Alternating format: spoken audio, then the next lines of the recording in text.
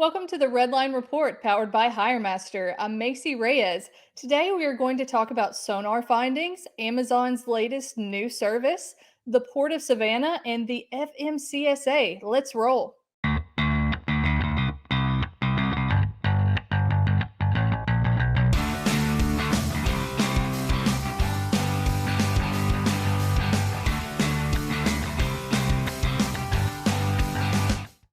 As reported by FreightWaves Sonar Reports, Salt Lake City has begun to recover from their notable declines, which began at the start of the pandemic. In 2019, Salt Lake City reported solid figures based on volume intake. Inbound freight volumes exceeded the amount of outbound volumes, and not much has changed throughout 2022. However, the notable decline first began at the start of 2022 and lasted for the first half of the year. Yet, as of last week of August, Sonar reports published, quote, outbound freight jumped 11.8% in the last week of August to surpass the level of inbound volumes by 1.3%. Inbound volume levels also grew 7.4% in the same time frame, but the increased levels of outbound volumes pushed Salt Lake's head haul index up to 124.8% into the positive to 1.62, end quote. According to Sonar, quote, carriers are quick to accept contracted freight out of Salt Lake City as the outbound tender reject index dropped by 120 basis points in the past week to 2%, end quote. As reported, the rejection rates from Salt Lake to Los Angeles are steadily increasing. This will result in immense pressure on the return rates in favor of carriers. Earlier last year, South Carolina ports paid a $500 million investment to start a multi year project to, quote, increase capacity and operations with new container handling equipment, a modernized container yard and refrigerated cargo yard, improved traffic patterns and IT systems, a strengthened wharf, and an on terminal transload facility for mega retailers, end quote. The Port of Charleston recently added 15 ship to shore cranes with the aim of assisting bigger ships in the East Coast. With the cranes strategically placed along the waterfront, the Wando Welch terminal is now capable of efficiently working three 14,000 TEU vessels at the same time. The outbound load posts in the Port of Charleston have risen by 2%, and in the Port of Savannah, load posts have risen by 17% week over week. In a DAT article, it states, quote, capacity continues to loosen in the spot market as rates drop to $2.23 per mile, down to 12 cents per mile in the last month, end quote.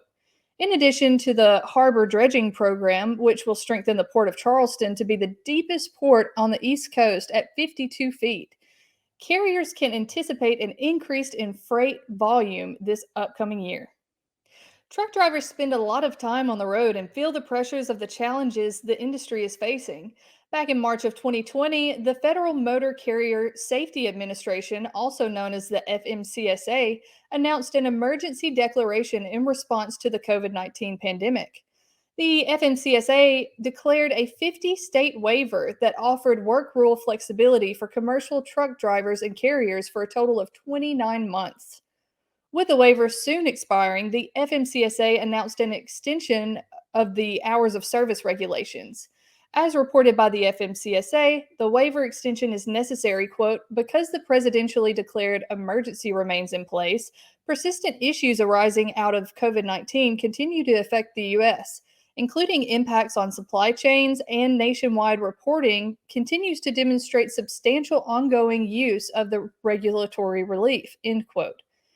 The waiver exempts carriers from a maximum daily and weekly drive time rules or any trucking company providing direct assistance in support of relief efforts. The waiver has been modified since its initial release, dating back to March of 2020, but the latest extension remains unchanged by the previous one. Although there are certain restrictions, the extended waiver grants truck drivers and carriers relief in the midst of the supply chain challenges. Amazon recently announced a new service that will provide sellers access to their massive warehousing and distribution network.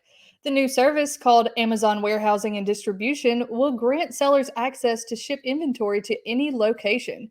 This includes wholesale customers and brick and mortar stores. Additionally, sellers will be able to integrate their inventory into Amazon's fulfillment network. This option provided to sellers will ensure that the right products are in the correct locations at the right time. The new service, Amazon Warehousing and Distribution, is set to officially launch in 2023. Gopal Pillai, the vice president of Amazon Distribution and Fulfillment Solutions, stated, quote, Amazon warehousing and distribution addresses critical supply chain challenges and helps sellers grow and manage their business while significantly cutting costs, end quote. Amazon has not commented on additional details the new service will offer. America's refiners are producing near record volumes of diesel, fuel, and oil. These refiners are selling historically high amounts of these products to overseas buyers. Over the last few months, the United States has been dealing with extremely low inventories of diesel, fuel, and oil. However, any effort to limit these exports would disrupt the global trade patterns.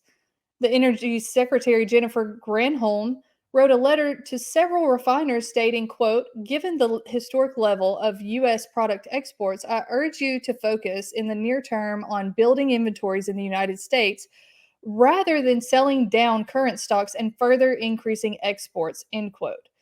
Inventory levels are the lowest that they have ever been in nearly a decade, with diesel inventory levels being 50% below the year over year average. When it comes to transport costs, it makes sense to buy and sell from a nearby country versus one on the other side of the globe. If refiners continue to export with domestic inventories at such low numbers, the Biden administration has threatened to limit U.S. production of diesel, fuel, and oil. And that's all for this week's Redline Report. I'm Macy Reyes. Be sure to follow us on LinkedIn and subscribe to our YouTube channel to catch each episode, and leave us a like and a comment. We'll see you next time on the Redline Report, powered by HireMaster.